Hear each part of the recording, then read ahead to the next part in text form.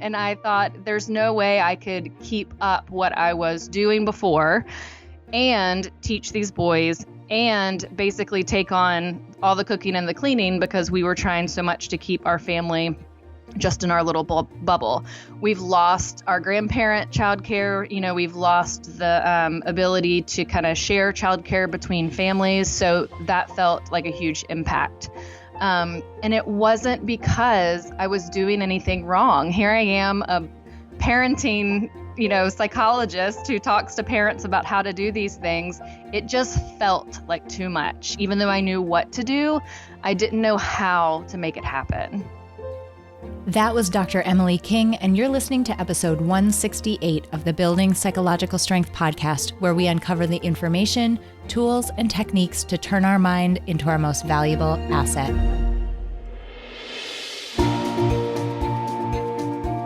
The courage to face fears with persistence. Being able to be present enough in this moment to choose my response thoughtfully.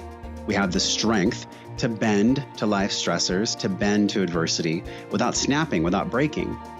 There are only 6 things that contribute to our quality of life, and they are all experiences. In every moment, we are deciding who we want to be and how we want to live our lives. Noticing what your brain is doing and then being able to make choices. Mobilize the things that we know lift us up. Fear is not logical. It's primal. Hi, friends, and welcome back to another episode of the Building Psych Strength podcast. My name is April, and I'm your host. And continuing on with the theme that we've been on recently, this week's episode will be a very timely and actionable one to help you out potentially with some of the things that you might be tackling and struggling with as we all move through these very uncertain and very strange times of this global pandemic.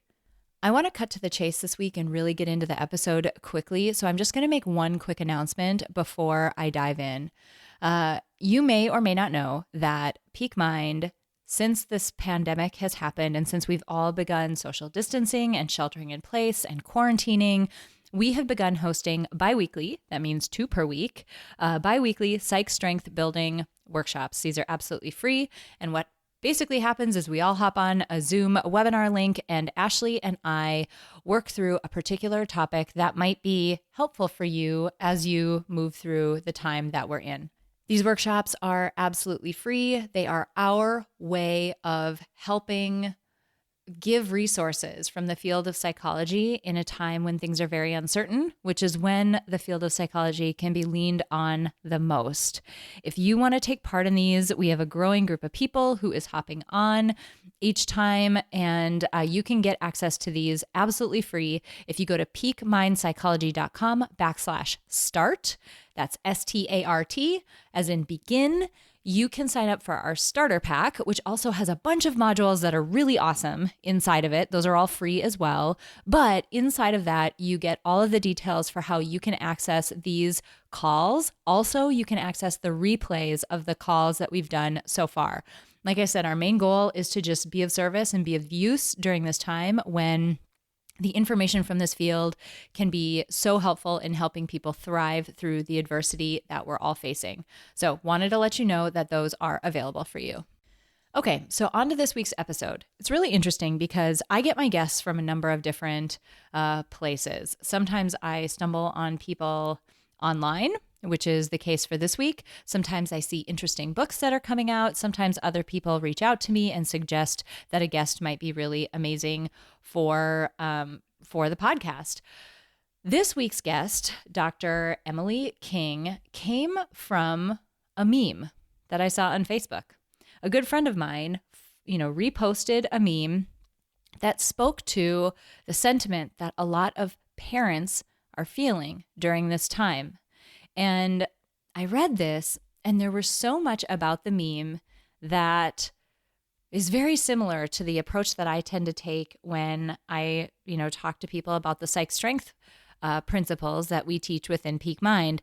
And I knew that I had to reach out to her because she just has such a clear, compassionate approach to helping parents realistically handle the situation that we're all in right now. Many people are likely trying to work and teach and corral and entertain and do all of those things at once. And, Dr. King's background is such an incredibly useful one in a time like this, and I knew I had to bring her on. So some quick info on her. Dr. Emily King is a licensed psychologist and a health services provider in private practice in Raleigh, North Carolina. She specializes in working with children and adolescents with anxiety, ADHD, and autism spectrum disorders. Dr. King received her PhD in school psychology from the University of North Carolina at Chapel Hill and completed training in Cypress Fairbanks Independent School District in Houston, Texas, where she provided mental health services in elementary, middle, and high schools for 5 years. She's been in private practice since 2010, and she's also a mother to 2 energetic boys ages 6 and 12 years old. She has an amazing blog called Parenting on Your Own Path, and she's been featured in parents.com, goodhousekeeping.com, motherly.com, themighty.com, mom.com, all the amazing.coms. And she also has a Instagram and a Twitter account where she shares helpful information, as well as a very active Facebook community where she shares information for parents as well. One disclaimer, the information provided by Dr. King is intended for informational purposes only. It's not intended to diagnose or treat any mental health conditions or to provide psychological services directly to clients. Listeners are encouraged to seek the advice of a qualified mental health professional with any questions or concerns. I'm so excited for you all to hear from Dr. King today. I know you're going to find that her take is an extremely actionable, valuable, and I keep saying it, but realistic one, given the situation that we're all in. So I hope that you take a lot away from this episode, and I hope that you share it with other parents who might be experiencing the same pressures and difficulties that so many of us are right now. These are trying times, and it is a time for us all to come together and share resources when we stumble upon ones that we find that are useful. All right, let's roll that interview.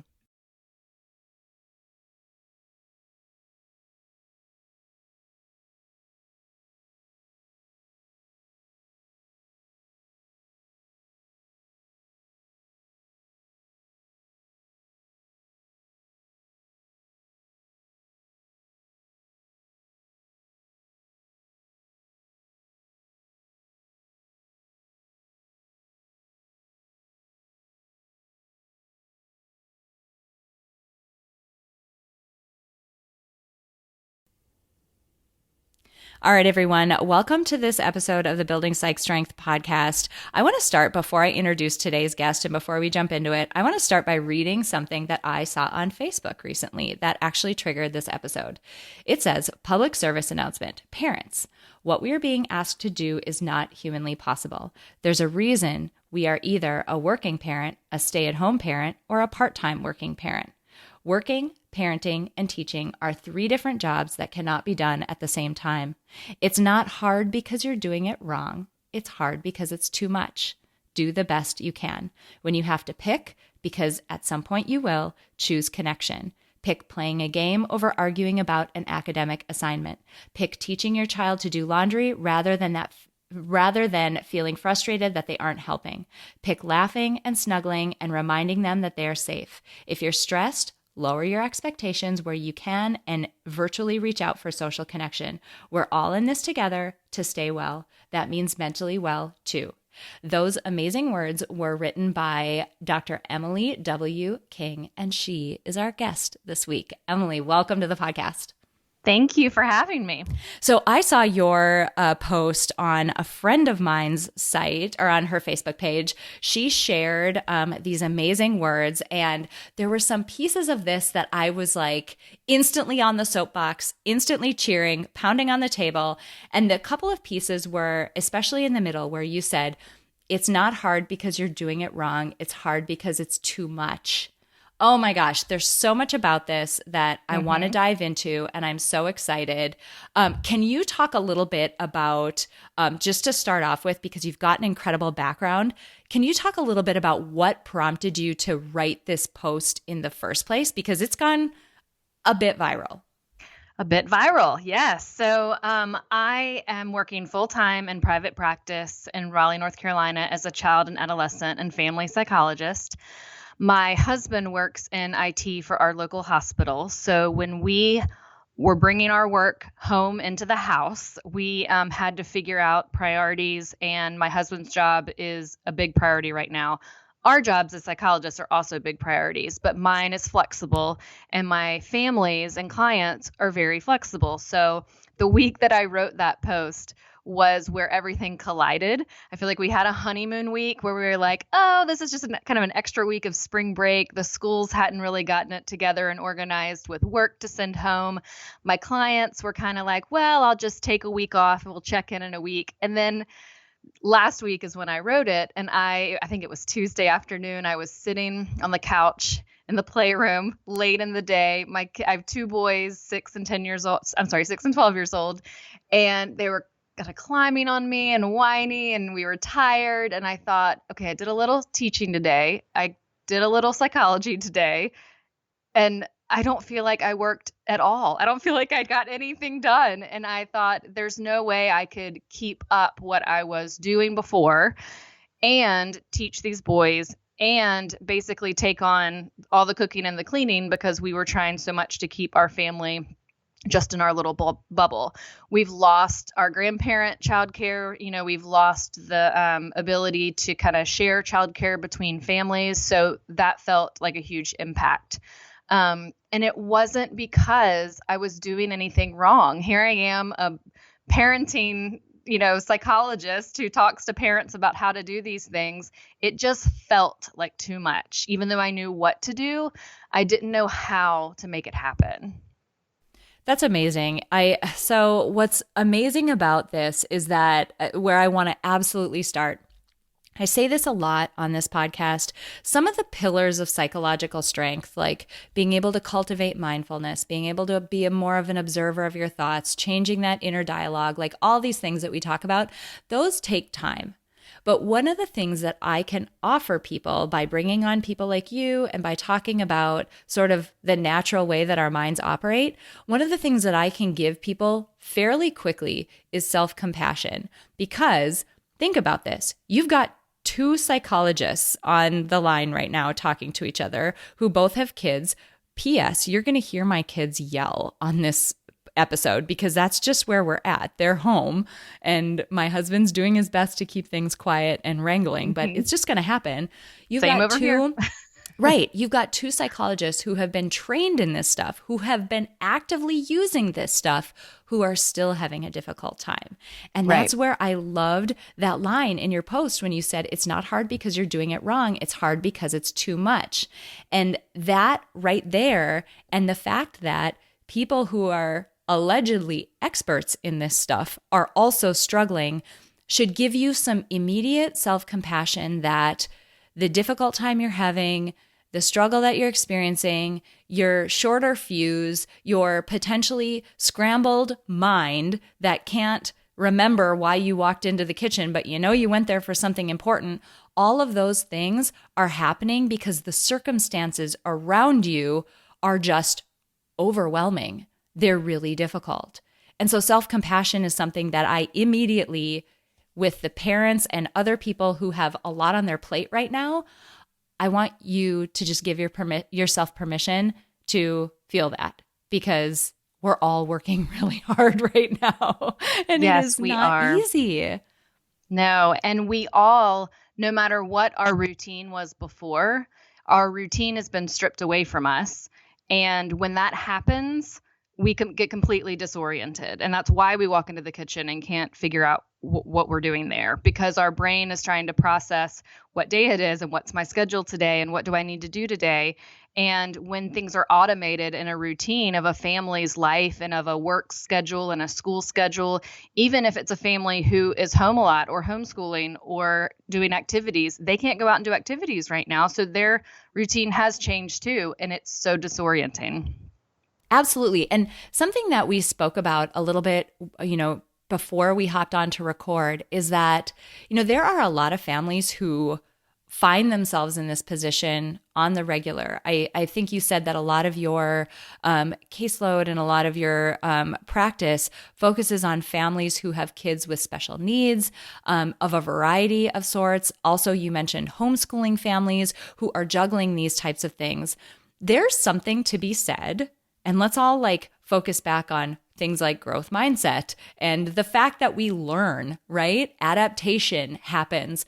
When something's new to you, you're like the worst at it that you're ever going to be because you've never done it before. You haven't figured out all the little hacks. You haven't developed a new routine. So, to a large extent, yes, a lot of us are experiencing what other parents might experience, but it's at that very beginning, right? It's comparing where we are right now trying to juggle all of this with somebody who might have been doing it a lot longer and might be a bit more expert. Not to downplay their experience because, gosh, it's hard.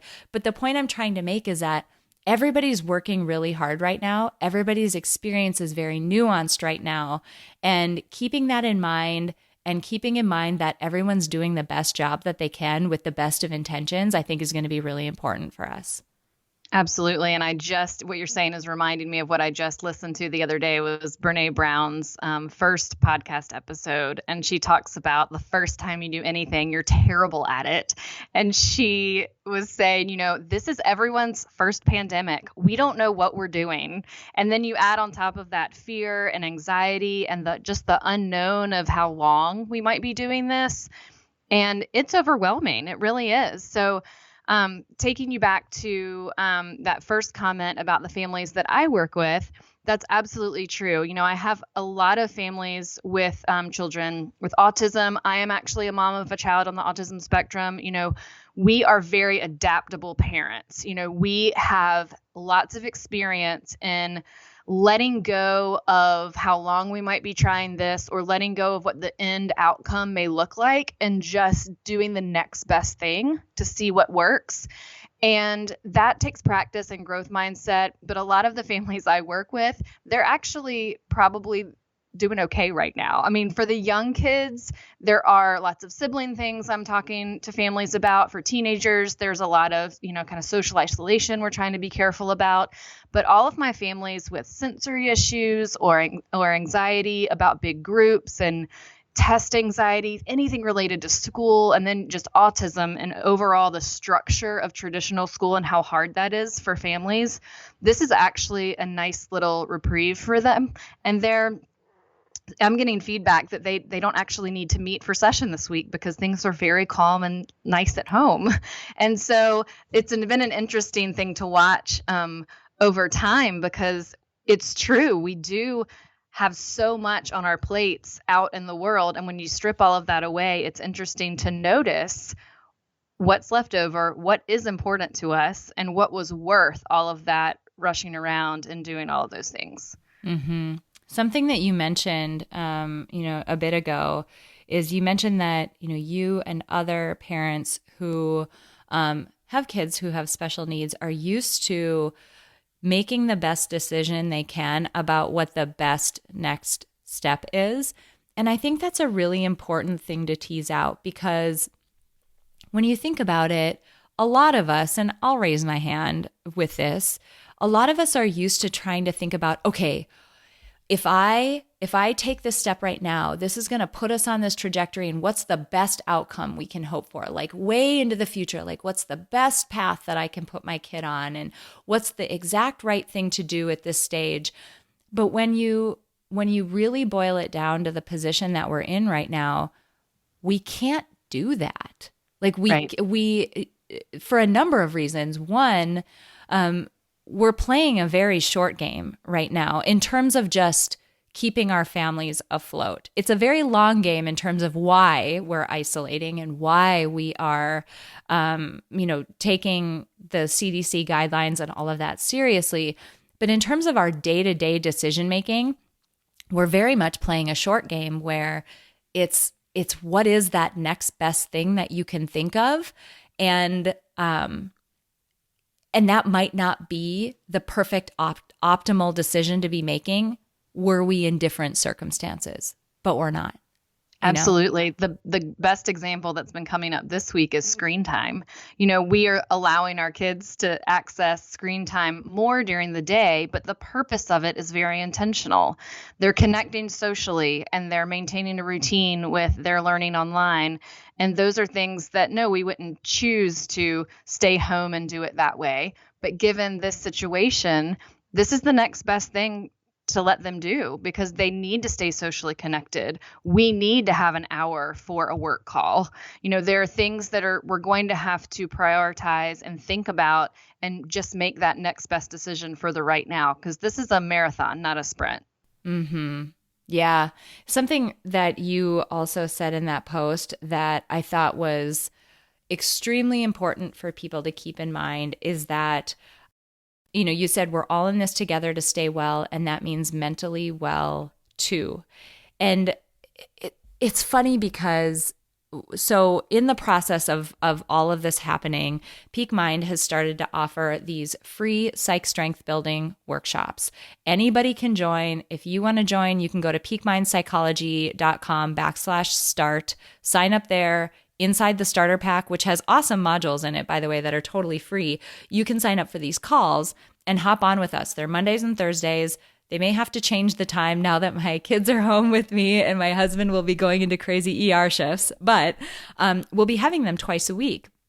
And one of the things that we talked about on this most recent one is this notion of self-care. And I've got a big old soapbox rant behind this that I will attempt to keep very short. But if you Google self-care or you look at the Instagram version of self-care, it's bubble baths and manicures. And that is not what we're talking about. What we're talking about is you are a living, breathing animal, right? You're a living, breathing human being with only so much capacity on a day-to-day basis. Your self-care are the activities that are needed to support the care and feeding of that human being. And right now, those might be really basic. Are you drinking enough water? Like, as you're running around your house, are you drinking enough water? How's your sleep schedule? Are you getting 5 seconds to just calm your brain? Are you getting 5 seconds to put something, in my case, and this is all very individualized, to put something intellectual into your brain that is not Daniel Tiger or reading a book about, a bouncing puppy to my kid, which I love doing, but I need that other side of the coin too. It's social connection. It's so many of these things. And I love that you called that out, because when we're in these positions where we're stretched thin, it's the time that we think we don't have time or we don't have capacity for self-care, but unfortunately, it's the time that we need it most. Have you found that with people you work with and who have reached out to you? Absolutely. I think the main goal I've had with my families that I've met with over telehealth the last couple weeks has just been to check in, to see what parents' work schedules have transitioned to see how everyone's sleep and eating and socialization is, how that's going, what's the new schedule, and really trying to get everyone to embrace their new normal. Because if we're stuck in this limbo state of thinking about what we were doing before, that's where sadness comes in. That's when we miss our friends and we feel socially isolated. But if we can get quickly to this is our new normal, and I think we do know that it's going to go on long enough that it's worthy of a new schedule. I think there was a week or two there where we thought, I'll just skip the gym for a couple weeks, or I'll just work from home for a couple weeks. Now this is a new normal schedule that we need to adjust to, and within that, where does our self-care fall? How were we working out before, and how can we do that in our home? How were we socializing? How were we eating yummy food now that we can't go to restaurants? And what does that look like now? And what does that look like for our kids? What is theirs, especially for the teenagers? One thing that's come up a lot lately with my teenage clients is they really miss their sports and arts activities. And even the ones who don't do those activities, they really miss going to concerts. They really miss just watching sports on TV. And I think a lot of grownups do too. So there's an entertainment void right now that I think we're okay with right now, but over time, we just need to be cautious about, because there's so much mood boosting material with entertainment. Like, we look forward to it, we schedule it with friends. It's a balance. It's part of our self-care. It's a reprieve from our work. We work and then we play and then we rinse and repeat.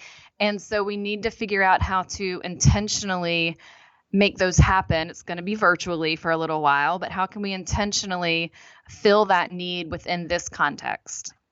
Adore that you said the word intentional. And that's another soapbox of mine that I want to talk about for just a minute, because I don't want people to miss what you just said, because it's so critical.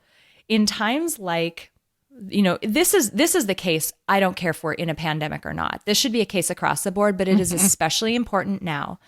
When we're not naturally getting what we need, entertainment is one of them, downtime is one of them, exercise is one of them, like all of these things that sometimes more naturally occurred in our schedule, but if we're being honest, they're still not supernatural for us to get normally. We have to be intentional about figuring out how to do it. And what that means is, and this can seem really artificial for people, but it isn't. This is just what it takes. It's if you're feeling off kilter right now, or you're feeling like you're not getting what you need, sit down and what are those things? Like, what are those basic, I like to, bucket it into a few things, mind, body, soul. Like, what are those basic things that fit within those three areas that at a basic level, what is it that you need to feel good? What are those activities and how can you pencil them in? And to your point, screen time with our kids, we're intentionally setting up our day now where I'm like, okay, we're going to try to get outside mid-morning. We're going to try to, do some academic sort of things in the morning. We're going to try to go outside. And then when we come back in, I know that this is the time where my kids get to watch maybe 40 minutes of something on TV that's still, semi-educational, but also entertaining for them. But I know that I'm going to get that bit of time to clean that thing that's been bugging me, read that book that feeds my soul, answer those emails that I've been like ruminating about, whatever it is. And I bring that up because this intentionality of it, there's this interesting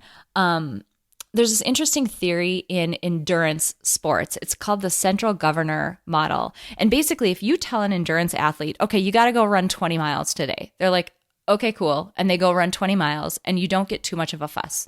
If you tell an endurance athlete, however, you have to run 15 miles today, oh, just kidding, it's 20, run 5 more, and you move the goalpost, they lose their mind. And I was one of them. I get it, because we're really good at being able to sustain and work toward a definable goal.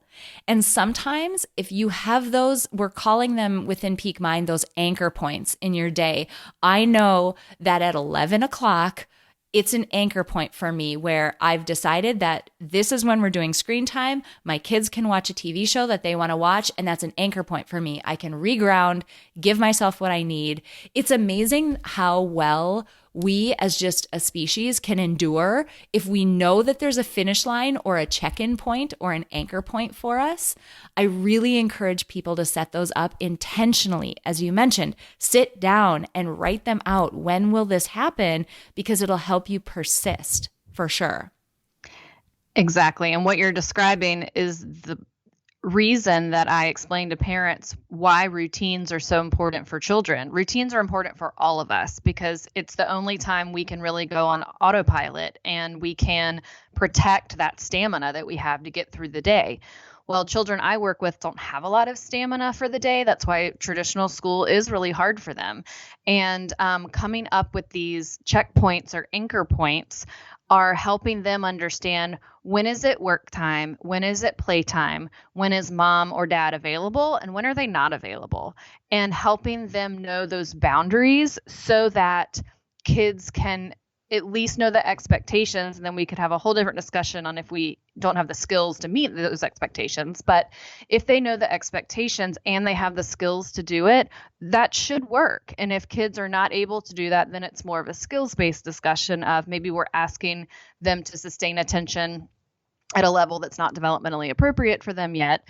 But having that clear for a child will help them understand what's needed throughout the day. And I think we all have had those moments, as I did when I had my boys climbing on me at the end of the day last week, where they had more stamina than I had that day. I think it was my 6-year-old that was climbing on me and wanting to play, and he's ready to connect, and I'm ready to be alone for a moment.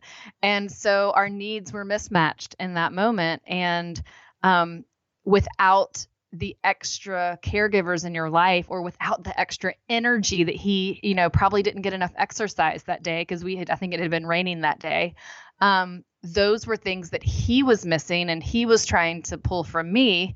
But I needed to just rethink how I was going to take care of myself so I could be available to support that in him. I can totally see that. P.S. It should not be allowed to rain while we are all doing this. know, right? We're facing a bit of rain and potentially snow. I'm in Minneapolis and it's potentially going to snow at the end of the week. And I'm like, what are you doing? Do you not know that we are on lockdown? Like, come on now. Something else that I'm curious about is within more like romantic partnerships and relationships, I can see this situation.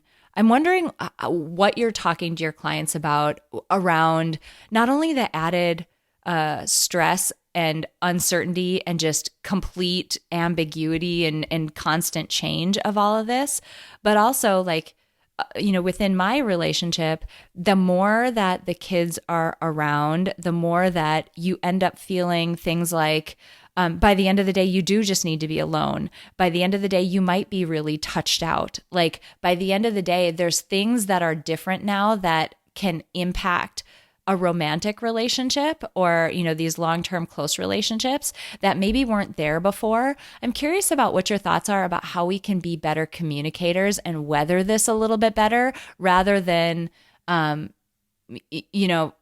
ending up with some issues that are coming up there and sort of adding to the plate that we all have that's very full right now.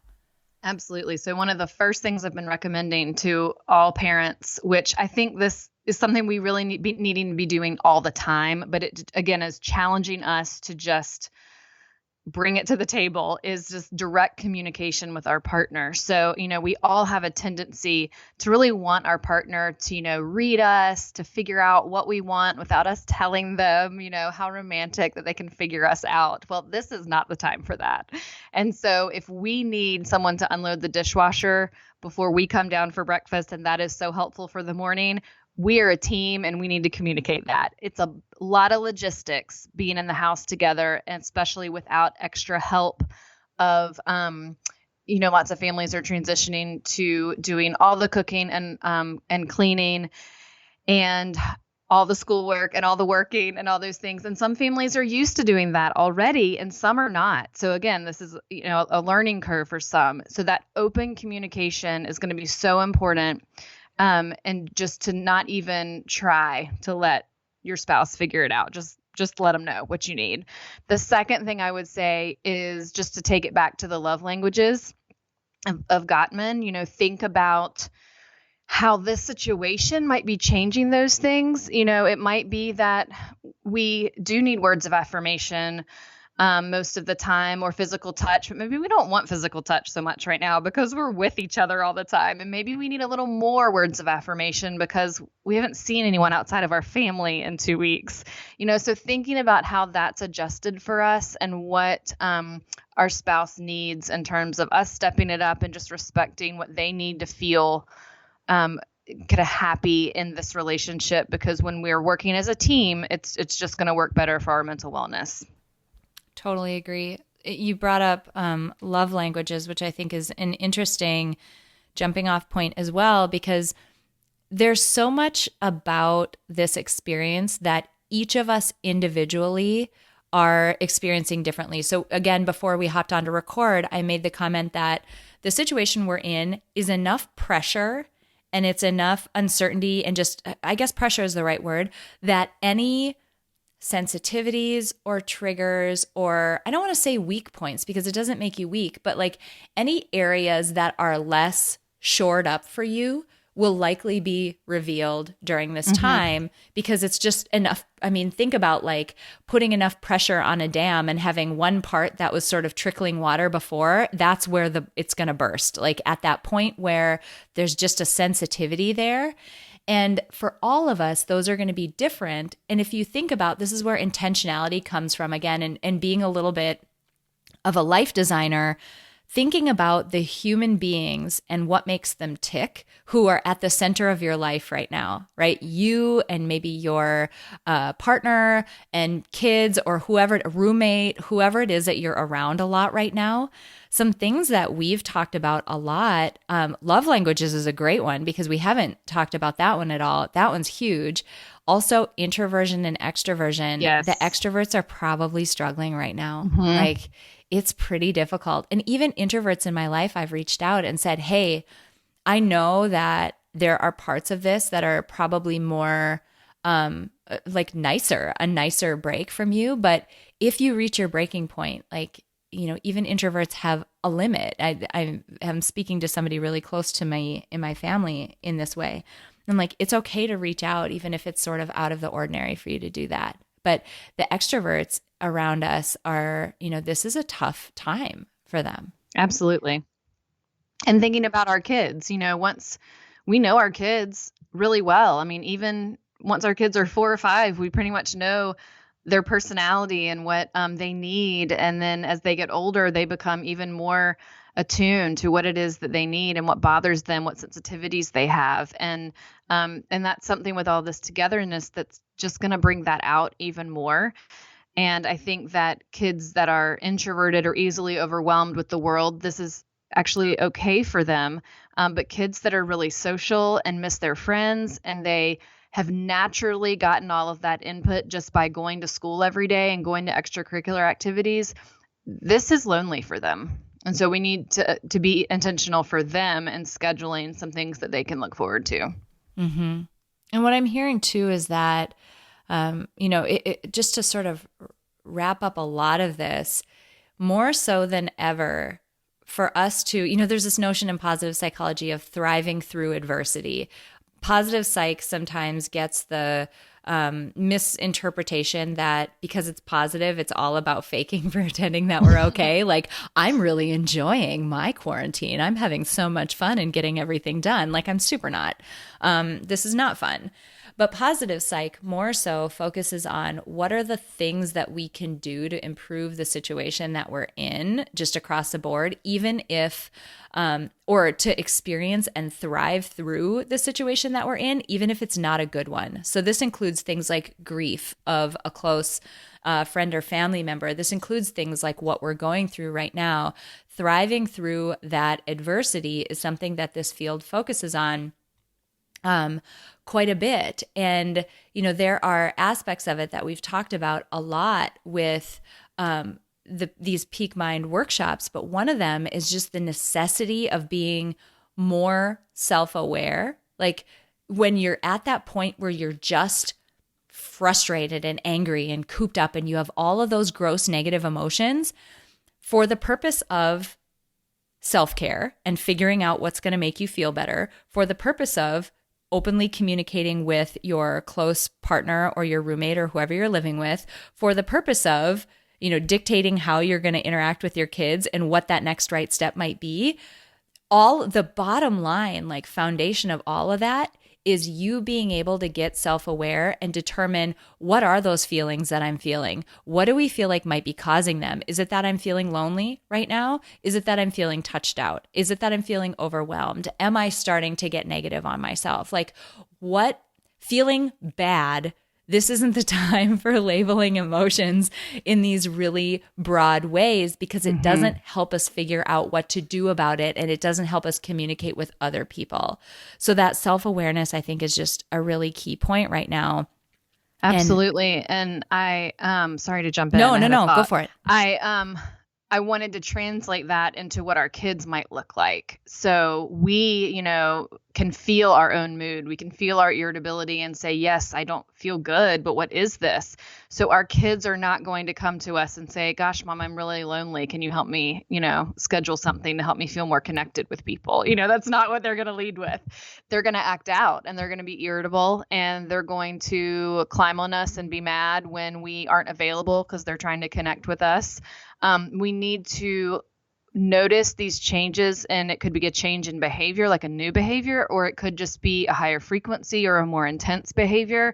And what is the intention of that? What are they needing? Because usually behavior is a response to an emotion that's not met, a feeling that they need that they're not able yet to communicate because they're a child and they don't necessarily have the language or the social development to do those things. So we have to be detectives. And especially in this situation, we would expect some irritability. We would expect some sibling pushback. Although I think in several families I'm working with, kids are actually getting along a little better because they're spending so much time together. They're just knowing that that's all I got. So I better figure this sibling out so we can play together. But I think that the behavior we see in our kids, we have to interpret as intentional and figure out what they need. And then instead of only discipline, be very conscious about what we're seeing, what that child needs, and connect. Because take away all of the, strip out all of the work demands and the academics, what helps kids feel safe at the end of the day, it is the connection. And yes, we need to prioritize our work because we need to keep jobs and we need to keep our communities running in the, economic situations that are falling out from all of this. But one of the inspirations for saying, I would rather, if you had to pick, I would rather you not argue about a assignment for math and just go play a game and connect and help your child remember that you're safe here and this is more important than that work. We will do that work later. Absolutely. And that goes back to that part of your post when you have to pick, because at some point you will choose connection. The interesting situation in all of this is a lot of the times when we're trying to juggle work and parenting and other responsibilities, it's kind of a lonely game, right? Because usually when we're in that position, something is uniquely happening to us. My nanny had to take a different job and she isn't available and I'm in between childcare options, or one of my kids got sick and now I have to go attend to them and try to figure out how to juggle, or something like that happens. This time isn't that. Everybody's going through this situation. And I think if there is a good time for us to be honest and authentic and really communicate to our coworkers about what we need, this is the time. Because chances are, if you are the person who is saying, hey guys, I'm going to join this conference call, but I'm going to need to join it without video on because I've got, blah, blah happening on this side, I'm sure you can understand. You're probably giving somebody else permission to be a little bit more compassionate with themselves and understand that the situation that they're in is not one that is easy either. So if there's a time when we can all lean on each other as having a shared experience, which I wish we could do this all the time, right? Me too. But if my kid is sick this week, your kid will probably be sick next week. And can we just agree that we're all being adults and doing the best we can? Right. But yes, this is all shining a big light on our humanness. We're all just here doing the best we can. And it's like everyone has just really realized it this week, but it's true. It is. It is. We're all humans with needs. We are all humans trying to do the best we can. We all have the best of intentions. We want our kids, families, ourselves, everyone to be safe. We're just doing the best we can. I'm absolutely thrilled that you put that post out on social media. I know it can be a very unnerving experience when things start to, the dominoes start to fall on their own and people start sharing and you didn't really intend for it to go as broadly as it did. So, but I'm glad it did, because we would not be having this conversation if it hadn't. And I know your words have really given a lot of people, more self-compassion for the situation that they're in. Before we finish up today, I want to ask you for your definition of what it means to be psychologically strong. And you can talk about that in general or just even in the times that we're in right now. I'll let you choose. Yeah, when I think about this in general, I think about, we all are a collection of our experiences. Our perspective is always based on what we have experienced, and that's what we see the world through. That's our lens. So, to be psychologically strong, it's having that awareness that we're not responsible for all those experiences. We weren't responsible for things that happened to us, but we are responsible for identifying it and seeking help for it and not hurting others along the way because of patterns that have, occurred in families or patterns that have occurred in toxic relationships and things like that. I see a lot that when in working with parents, that parenting brings out triggers from your own childhood and really challenges parents to think about, wow, am I reacting this way because this is something that I wasn't supposed to do as a child, and now my child's doing it, but it's a part of their disability, and it's really hard to separate the intentional behavior, that willful behavior, from the fact that this is a skill weakness in my child. And so noticing those triggers, being able to notice those triggers and investigate them intentionally and as objectively as we can, to me, is how we can grow psychologically. That's so good. That is so good. We talk a lot when we do life design related stuff within Peak Mind about taking 100% responsibility for 100% of the situations you're in, which means like you're not to blame or at fault for how you got there necessarily, like whatever. But here you are, and what are we going to do now? And what are we going to do moving forward? Like, what can you do to take responsibility for the situation, to identify, to use your example, identify a trigger or find ways that it might be coming up in your life. I think we can all relate to a time when something from our past has sort of reared up out of nowhere, seemingly, and started to influence the way that we're living today. It's very common, and it is something that we can focus on and deal with in a variety of ways. I love this. Where can people find more information about you? I know your practice is one that, might be appropriate for some people, but just even to reach out to say thank you for everything you've done. Where can people find more about you? Yeah, so you can contact me via my website at dremilyking.com. And then on there, I have a blog as well as a mailing list you can sign up for that I send out updates for anything media related or any blog posts. In the context of everyone being home, I have completely leaned into it and gone out on a limb and started a YouTube channel. And so there's not much on there yet, but I have wanted to create a platform where my child clients can see me and can hear me talking. And so I've created some videos for kids and for parents on there. It's called Dr. Emily TV. And then I also am on Instagram at Emily W. King, PhD. And Twitter is the same for that. And then on Facebook, I have a fairly active community that's called Parenting on Your Own Path. And it was created mainly for the focus of parents raising children with disabilities, because we are all on our own path. We're not following the trajectory of anyone else's path. And ironically, I feel like the whole world has kind of joined that mindset the last few weeks, because they're all just doing what they need to do for their jobs and their family.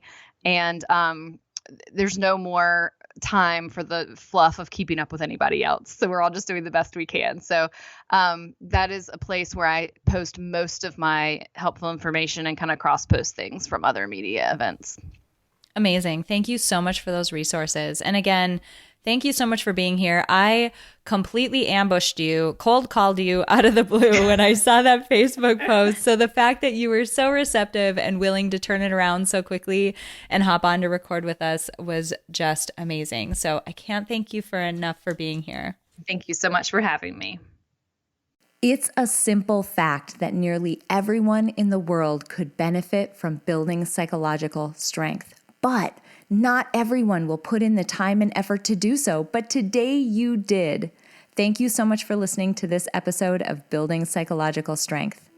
Now, if you're interested in building the mental toughness, confidence, and resilience you need to thrive through life's ups and downs, visit us at www.peakmindpsychology.com. Also, if there's someone in your life who could benefit from this episode, please share it with them. And if you yourself found this episode valuable, meaning if you took away even one insight that you can use to build psychological strength in your own life, we would so appreciate it if you would drop us a rating and a review on iTunes. The thing is, the more ratings and reviews we have, the easier it is to get this powerful and important content out to the people who need to hear it. Remember, your mind can be your most valuable asset or your biggest liability, and you get to choose. So choose wisely, my friend. And I'll see you next time on Building Psychological Strength.